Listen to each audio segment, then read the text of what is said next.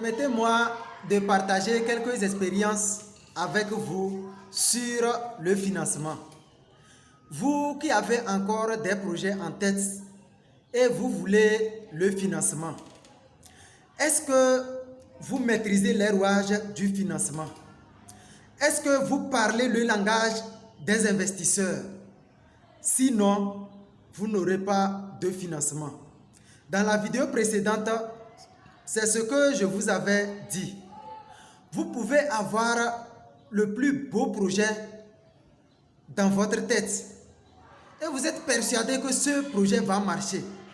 Mais si vous ne savez pas comment procéder, l'investisseur ne va jamais débourser 1 million, 2 millions, 5 millions pour vous mettre en place votre projet. D'ailleurs, si vous maîtrisez leur langage et que en face de l'investisseur, tu parles son langage, oui c'est bien, mais il va te demander ce qu'il faut faire avant de mériter son argent. Si tu n'as pas fait ça, il va te dire ok, tel que tu as présenté ton projet, lui il a compris, bon, là il faut partir, lui va t'appeler. C'est fini, il ne va plus t'appeler. Et moi, c'est les choses que j'ai maîtrisées. Et à la rencontre d'un investisseur, j'ai commencé à parler son langage. Quand je parlais son langage, il a dit, le jeune là. Donc ça a capté son attention. Et c'est là maintenant on a commencé à converser. Et je lui ai détaillé tout. Et il a tiré sa carte de visite.